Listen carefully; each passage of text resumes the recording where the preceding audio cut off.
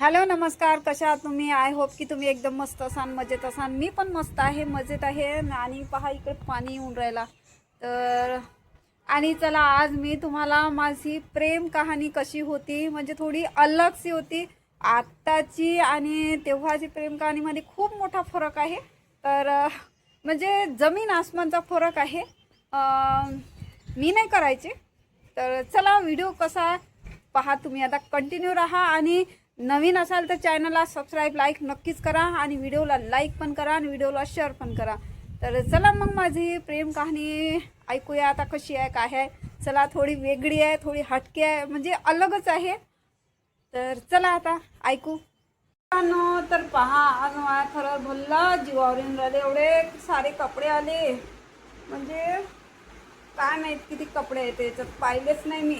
तर शिलाई मारायची आहे आणि मला झोपही येऊन राहिली. खूप लट झोप येऊन राहिली. आता त्याचंही कारण सांगतो. आता कम झोप येऊन राहिली कारण रात्रीनं म्हणजे लाईन एवढी 1 घंटा गेली रात्रीला. मग रात्रीनं खूप मच्छर, पंखाही बंद, गरमी होत होती आणि वरून ना मच्छर, खूप मच्छर होते. इतकं म्हणजे झोपच, इतकी झोप खराब होऊन गेली. मग कुठं म्हणजे अडीच वाजता की दोन अडीच वाजता लाईन आली. मग 1 वाजतापासून गेली तर 2-2:30 वाजता लाईन आली. तेव्हा कुठं मग झोप लागली. मग कसं आहे, एकदाची झोप मोड झाली का नाही दादा, तर खरंच झोप मोड होऊन जाते, नाही का बाई. तर आता हे कपडे, मला झोपही येऊन राहिली. मला एक विचार येऊन गेला, तर हे काही म्हणजे अर्जंट नाही आहे. पण कसं आहे, आजचं काम आज केलेलं बरं. मी कधीच आजचं काम उद्यापर्यंत नेत नाही. तर मग मी इथं बसली, झोपही येऊन राहिली. विचार करून राहिली मी की काम करू की झोप घेऊ. पण मेन तर गोष्ट, आपलं शरीर चांगलं राहिलं तर सगळे कामं ठीक होते, नाही का दादा, नाही का बाई, बरोबर की नाही. तर म्हणून म्हणतो, आधी एक झोप घेऊन घेते आणि मग नंतर उठतो आणि मग नंतर हे कपडे शिवून घेतो, नाही का ताई, बरोबर ना. मग आता असंच करतो मी. आता पहिले झोप घेतो एक, तेव्हा कुठं मला बरं लागन आणि मग कुठं मी कपडे शिवून घेईन. म्हणजे शिलाईच म्हणून ते फिटिंग करणं आहे फक्त, दुसरं काही नाही. असे फिटिंगचे कपडे आले. आणि आज एवढी धावपळ, आज मंदिरात गेली पूजा करायला, श्रावण सोमवार आहे ना म्हणून. आणि मग तिकडून आली, मग पोळ्या बनवल्या, शाळेत नेऊन दिलं माईला. मग अजून दुकानात गेली, दुकानातून बेसन, निरमा नव्हतं तर मग ते आणायला गेली. म्हणजे इतके आज माझ्या मागे धावपळच चालू झाली आज. आत्ता कुठं, आता मग स्वयंपाक कधी झाला, 11 वाजता. तर मग आता मी जेवण केलं ना, मग आत्ता मी जराशी बसली तर माझ्या डोळ्यातनं लटलट झोप येऊन राहिली. तरी आज मला सकाळपासून, म्हणजे सकाळी उठायलाही मन नव्हतं होत, म्हणजे एवढी डोळ्यात झोप येतो. म्हणजे का रात्री डिस्टर्ब झाली ना, झोप मोड झाली ना, म्हणून त्याच्यामुळे. तर तुम्ही समजू शकता.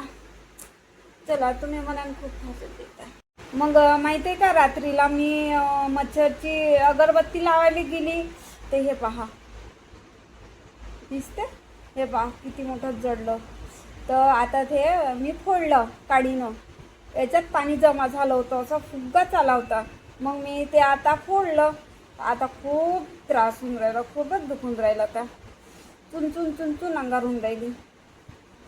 काय लावू काही समजून नाही राहिलं. मी काहीच नाही लावत, तसंच होऊ देतो. मग थोड्या वेळानं बसून जाईन.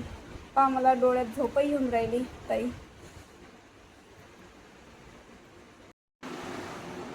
आणि हे आताच आवरलं होतं आणि पहा मशीनवर काय काय करून ठेवून देते लेकरं. आणि खूपच म्हणजे डब्बा काढून, कैची काढून चालूच राहते मशीनवर. आता ते उचल खाचक करावं लागेल आणि मग नंतर कुठं शिलाई मारा.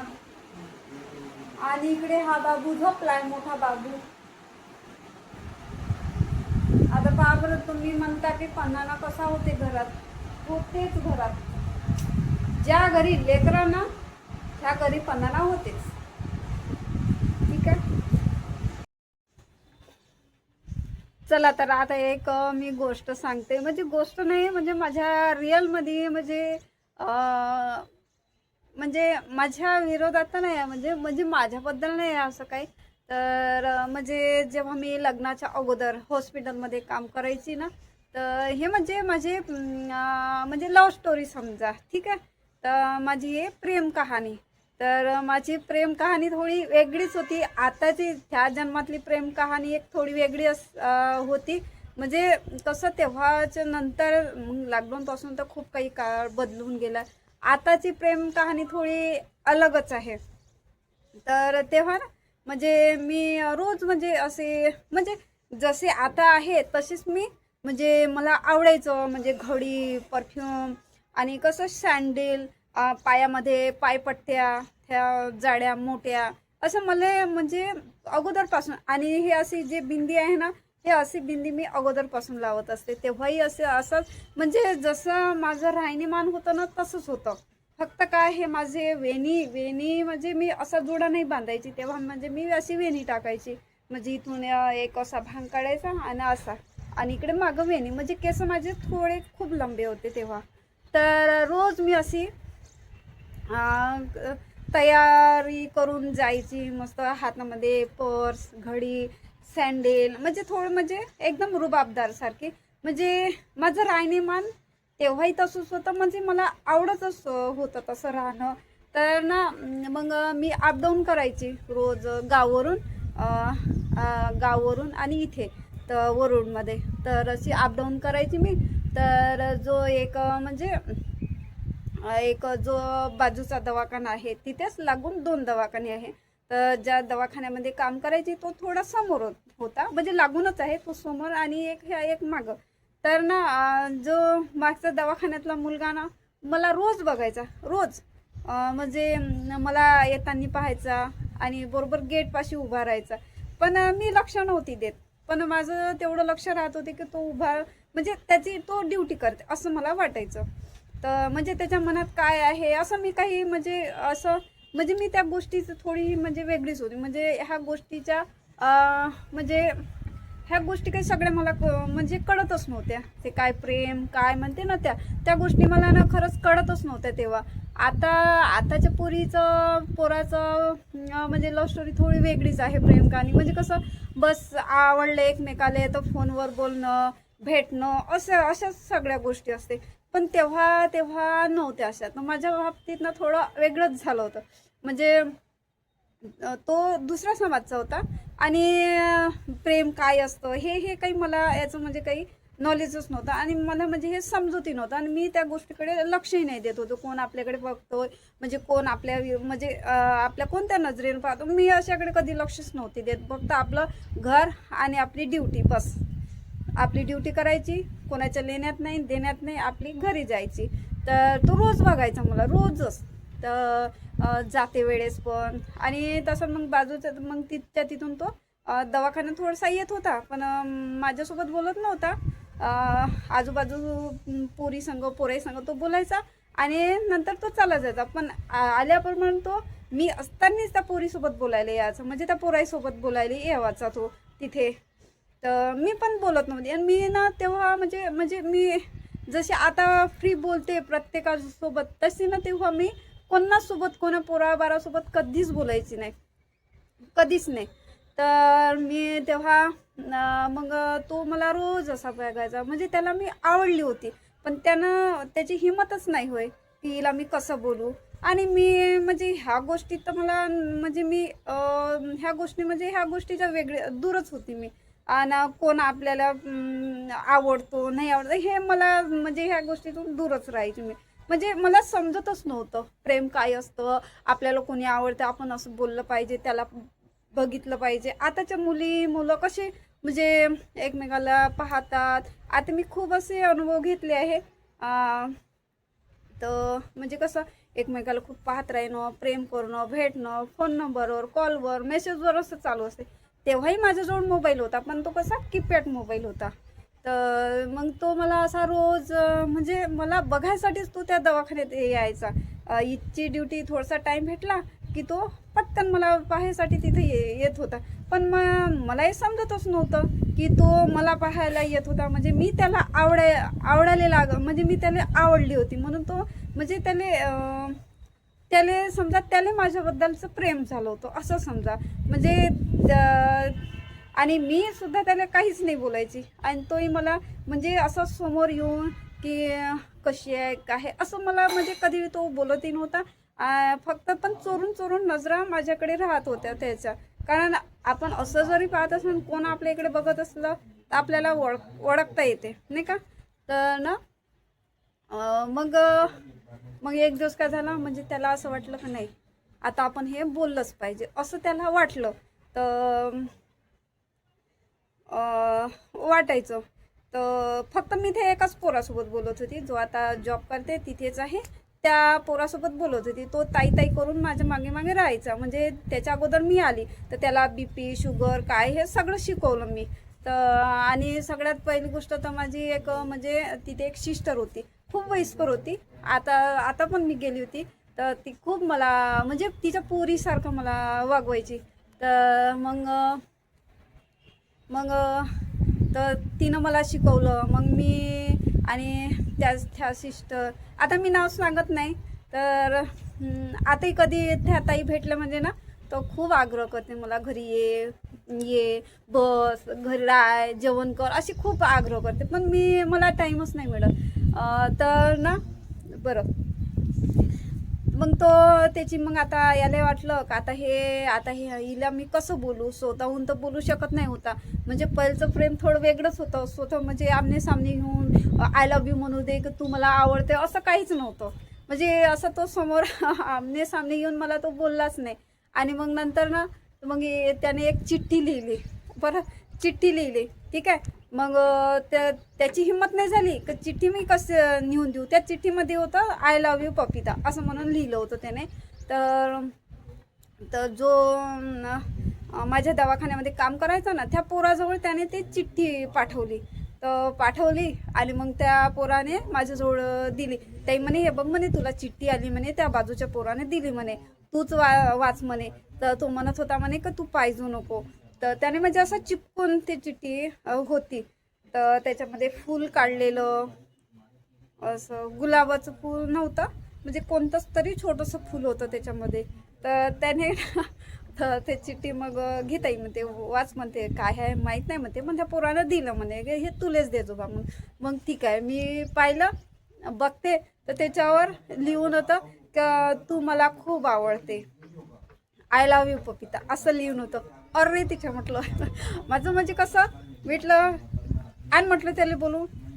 तर मग तो ना त्याला सांगत गेला का ती अशीशी म्हणत आहे कायचं प्रेम होय अशी तशी. मी त्याला बोलले म्हटलं काय प्रेम होय म्हटलं हे मला काही समजत नाही म्हटलं. आणि असा फालतूच्या चिठ्ठ्या पिट्ट्यामध्ये लिहू नको असं काही त्या पोराला बोलली. त्या पोरानं मग त्याला जाऊन सांगितलं असं बोल म्हटलं त्याला. तर मग त्याला जाऊन सांगितलं आणि मग कोणी तो पोरगा गायबच झाला. म्हणजे तो पुन्हा म्हणजे दिसलाच नाही असं तेव्हाचा तो दिसलाच नाही. मग तोही मुलगा असा भित्राच होता आणि मी म्हणजे कसं माझं कडक बोलणं होते. भलाही मी दिसते तशी पण माझं अशा बाबतीत म्हणजे बोलणं हे होतं. आणि पत्ता नाही मला पाहून तो भिला काय माहिती नाही.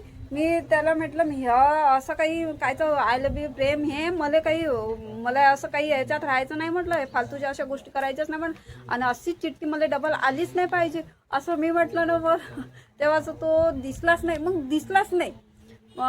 तर अशी माझी प्रेम कहाणी झाली. तर पहा तर तो मुलगा मग अजून कधीतरी आला होता म्हणते तिथेच. मग विचारत होता म्हणते की ती कशी आहे काय आहे असं विचारत होता म्हणते. पण मला म्हणजे आता सांगत होते तर आला होता बा तो. तर मग असा तसा मग तिचं लग्न झालं काय असा तसा विचारत होता म्हणे. मग त्याने ड्युटी सोडून दिली तिथून. तर अशी गंमत झाली. म्हणजे माझी प्रेमकहाणी थोडी वेगळीच होती. म्हणजे त्याला मी आवडायची. मी म्हणजे कोणालाच प्रेम म्हणून असं केलंच नाही. ते म्हणजे समजतही नव्हतं. काहीच अशा गोष्टी समजत नव्हत्या मला.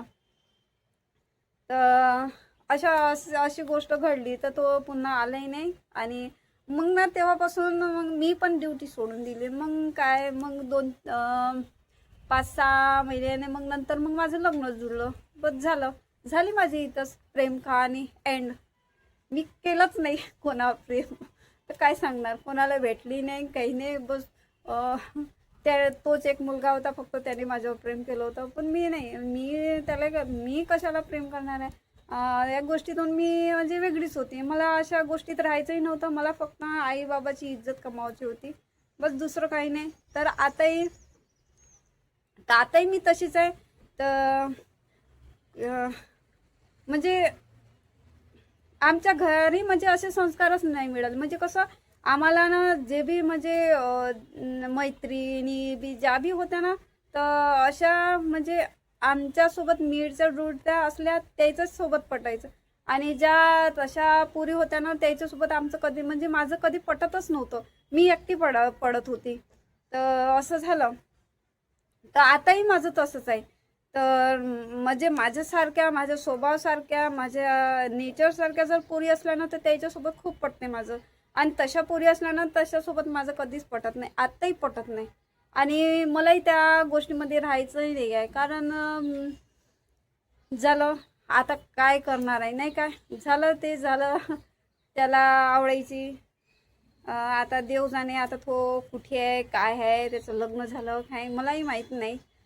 त्याचं झालं असेल, म्हणजे माझ्याच बराबरीचा होता. तर हो, म्हणजे एकच जन्मतारीख होती त्याची आणि माझी बी अशी झाली. तर चला मग,